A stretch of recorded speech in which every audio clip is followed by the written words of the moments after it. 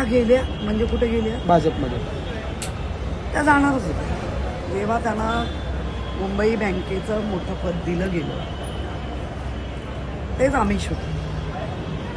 त्यांचे मिस्टर आणि प्रवीण दरेकर हे अतिशय जवळचे मित्र. राजकीयदृष्ट्या जरी वेगवेगळे असले तरी मुंबई बँकवर अभिषेक घोसाळकरचा एक चांगला पगडा होता आणि त्याने ते कमी वयात चांगलं आत्मसात केलेलं होतं. आता तेजस्विनी घोसाळकरला राजकीयता अस्थिरता का आली, एवढी का तिला भीती वाटू लागली?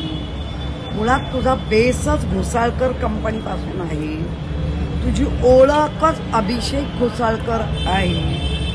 ती फुसूड म्हणजे तिचं नाव तर कायम राहणारच, पण जी ओळख, एक राजकीय ओळख, बाळासाहेबांची उद्धवजींची राजकीय ओळख पुसून तिने भाजपाचा हात पकडलाय आणि भाजपामध्ये तिला राजकीय स्थिरता वाटते म्हणून ते गेली. अगदी बरोबर आहे.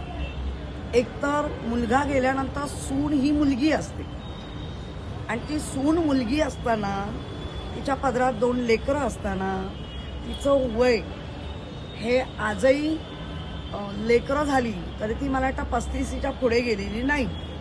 त्यामुळे स्वाभाविक आहे सासरे म्हणून नव्हे तर वडील म्हणून काळजी वाटणं, अथांग समुद्रात राजकीय सोडणं, त्याला ती एक भीती वाटत असेल. कारण आपण अनेक रूप बाहेरच्या याच्यामध्ये पाहिली आहे. कणखर नेतृत्व असलेले सासरे त्यांचा हात सोडून तिला जर भाजपात सुरक्षित वाटत असेल तर त्याला घोसाळकर तरी काय करणार? घोसाळकरांच्या मनामध्ये मात्र एक सल राहून गेली आहे, राहिली आता, की आमचं घर फोडलं.